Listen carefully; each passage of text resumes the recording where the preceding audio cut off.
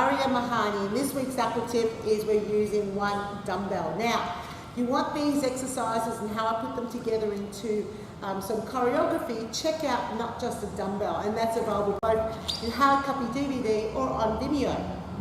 So, this one is a straight leg kick to the side, both hands in the center of the dumbbell, and you're moving the dumbbell from side to side. Now, I've got straight legs to the back, and you'll notice that my elbow bends as the dumbbell comes up to the side, and then I'm driving down across my body. Now, let me just show you what it's like full force, and then we'll talk about it.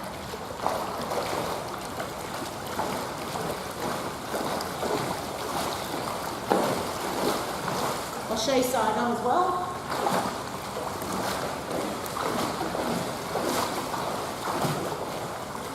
Okay, firstly, it's a great heart rate exercise. So definitely got my heart rate going up.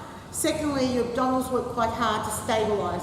So your anterior and your posterior muscle groups, your torso, are going to work to keep your body nice and still so that you can create the power with your arms and legs. So if we start from the bottom up, what the legs are doing, heels are coming down to the bottom of the pool. You can't really do this on your toes. Well, you can, but you can't get the kick drive back. So this is where you need to say heels down.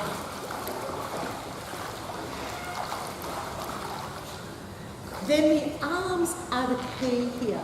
So the elbow comes up and then you're pushing the arms down. So it's like a semicircle down. You can do this with straight arms, but it doesn't have the same level of intensity as if you bend the elbow and bring it closer to the surface, so you have to push it back down again. You can do it with the hands on the phone,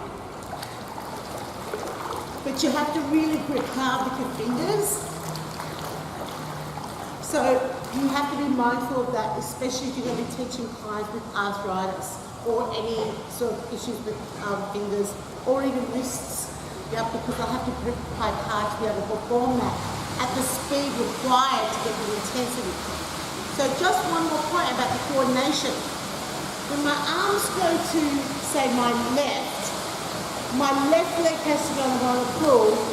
As I go to the right, my right leg has to be on the bottom of the pool. So that I've got some stability for the torso to be able to do this.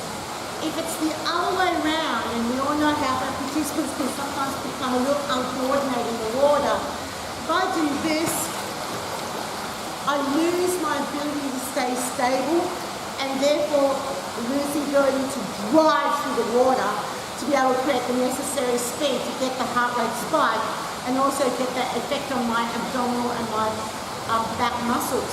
So make sure your arms are moving in the opposite direction to where the legs are so you can push your legs down hard and effectively lift the elbows up but also drive the dumbbells down deep enough in the water. When I cue it to my participants, I usually say try and get down towards your thigh because that will help them push it all the way down. In reality, when I film this underneath the water, it's more going across your waist, but don't say that to them because then they'll go higher. So you really want them to go all the way down so their arms actually lengthen out completely at the bottom and then bend their elbows up to the side. So, really cool little exercise. I like it. I like it because of the speed and the muscle intensity. And that's this week's Aqua tip.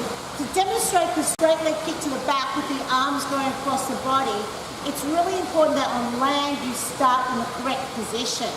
Because it's very easy to do it the incorrect way on land because you don't have that issue with the water moving around your body. So, make sure that you take the dumbbell across the thigh that's on the ground. So you're there, lift the elbow up, there, there, there, there. And you also want to indicate that to your class. It's always really beneficial to say right foot down, pull up with your right arm, and then start the movement pattern, and then you know that you and your clients are in the best starting position. So with the arms, you want to demonstrate that pull up to the side action, but you also want to indicate the lengthening down. So it's going past your thighs. Remember that when they're doing it in the water, it might actually look like they're going past their waist, But you don't want to demonstrate that movement pattern because then they're going to lift it up too high. You're going to miss out on the workout. Also, as you demonstrate it, indicate that the heels come all the way down to the bottom of the pool. That will help them with the driving motion that's required with the legs to correspond with the driving motion of the arms. Not a very difficult exercise to demonstrate, and it's certainly not a very difficult exercise to teach as long as you start in the correct position. And that's this week's Aqua tip.